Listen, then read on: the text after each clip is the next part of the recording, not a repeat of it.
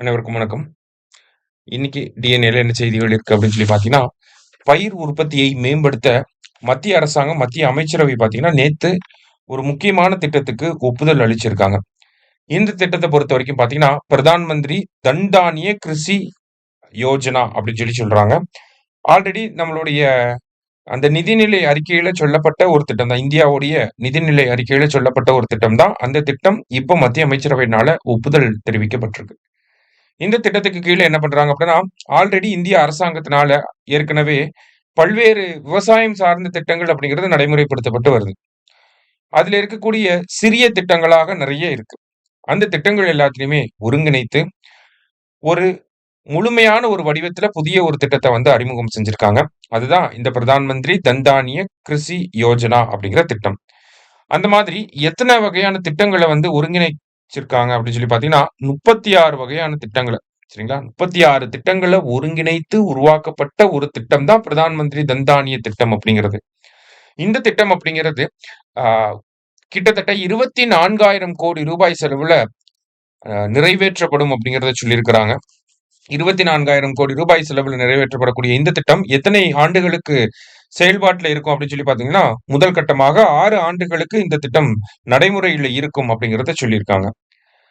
இந்த திட்டம் இந்தியா முழுக்க அ நமக்கு அமல்படுத்தப்படுமா அப்படின்னு கேட்டா, அதுல கிடையாது. இந்தியா முழுக்க இல்ல. இந்தியாவுல இருக்கக்கூடிய ஒவ்வொரு மாநிலத்திலயும் அமல்படுத்தப்படும். ஆனா, ஒவ்வொரு மாநிலத்திலயும் குறிப்பிட்ட சில பகுதிகள மட்டும் தான் தேர்ந்தெடுக்க போறாங்க. மொத்தமா இந்தியால இருக்கக்கூடிய 781 மாவட்டங்கள்ல 100 மாவட்டங்கள தேர்ந்தெடுத்து இந்த திட்டத்த வந்து நடைமுறைப்படுத்த போறாங்க. எப்படி அந்த 100 மாவட்டங்கள தேர்ந்தெடுக்க போறாங்க அப்படின்னு பார்த்தீங்கன்னா, குறைந்த பயிர் உற்பத்தி இருக்கக்கூடிய மாவட்டங்களாக தேர்ந்தெடுப்பாங்க. குறைவான விளைநிலம் இருக்கக்கூடிய மாவட்டங்களாக தேர்ந்தெடுப்பாங்க. அதே மாதிரி குறைவான கடன் வளங்கள் அப்படிங்கிற இந்த 3 காரணிகள அடிப்படையாக வச்சு தான் நமக்கு இந்த 100 மாவட்டங்களையும் தேர்ந்தெடுக்க போறாங்க. சரியா? சோ இந்த திட்டத்தினால எவ்வளவு விவசாயிகளுக்கு பலன் இருக்க போகுது அப்படின்னு பார்த்தீங்கன்னா, கிட்டத்தட்ட 1.7 கோடி விவசாயிகள் இந்த திட்டத்துக்கு கீழ பலனடைய போறாங்க. சரிங்களா? என்ன பண்ண போறாங்க இந்த திட்டத்துல? முக்கியமான ஒரு கேள்வி.